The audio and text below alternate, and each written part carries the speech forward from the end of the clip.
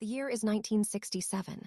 Rose Hall, a seemingly abandoned late 18th century estate, clung to its vibrant decay as if its inhabitant, the Countess Countevale, had never vanished. Furniture, artwork, every minute detail remained untouched by the passage of years, a testament to an unknown force preserving its essence. Even the garden, a sea of golden yellow roses, bloomed with an unnerving vitality. For decades, since the unsettling incident with the Dexter family in 1830, the estate had been under the watchful eye of a caretaker, a very old man named Marley, whose hearing and the request itself remained enshrouded in mystery. Marley moved through the grand halls, a self-contained time capsule, his only concession to modernity the flicker of electricity and the whisper of running water. Descending the main staircase, he paused, his gaze drawn to the portrait of the Countess, one of many, but this one, perched above the entrance, seemed to greet him anew each day.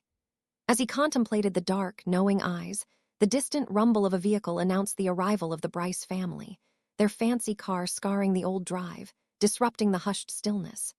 Marley's wife, Agatha, an equally aged woman in muted tones, joined him, her expression mirroring his own quiet disquiet.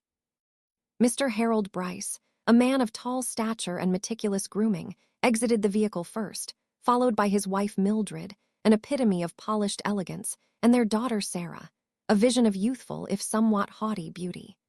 Sarah, immediately dismissive of the famed sea of golden flowers, plucked a bloom with a careless hand, her disdain for the ugly color palpable. Marley, stepping forward to greet them, was met with Harold's polite but detached inquiry about other guests, hinting at his daughter's fiancé's impending arrival. Marley's cryptic remark about a final warning was met with confused glances. Inside, the Bryce family's critique of the estate's antique grandeur was immediate and sharp. Mildred's dismissal of the Countess's portrait as lacking position and privilege was met with Sarah's demand for its removal, so as not to mar her wedding photos. Agatha, the understated mistress of domesticity, explained the Countess's wish for all additions to adhere to the original aesthetic, even showing Sarah the Countess's own impeccably preserved bedroom. Sarah, with a dismissive flick of her wrist, opened the windows, declaring the scent of lavender, a lingering trace of a spilled perfume bottle, an old expired fragrance laden with poisonous chemicals. Her subsequent lighting of a cigarette, despite Agatha's quiet plea, and her flippant dismissal of the Countess as long dead, sealed her fate. The wedding day dawned, and the air was thick with anticipation and Sarah's continued disrespect. The portrait of the Countess in the dining room now held a palpable malice in its dark irises, a stark contrast to the earlier depictions.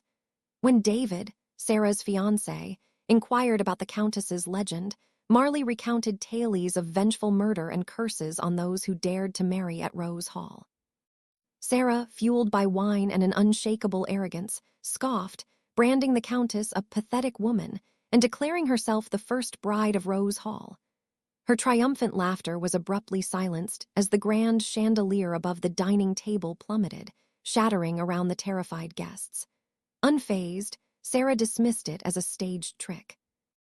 In her room, as she prepared, droplets of red liquid began to stain her dress and hands, an unnerving precursor to her encounter with the Countess, who materialized as a wild, blood-soaked apparition.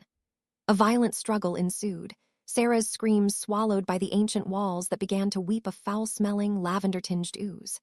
She was ultimately forced into an old, rusted trunk, filled with maggots and slime, the lid slamming shut, locking her in eternal torment. Days later, Sarah was presumed to have fled, her humiliating departure fueling whispers of cold feet and infidelity. Marley, with a heavy heart and a single wilted rose, buried the trunk, a silent witness to the brutal punishment of the Countevale curse. Rose Hall remained, its legend cemented, a silent warning to all who dared to challenge its spectral mistress.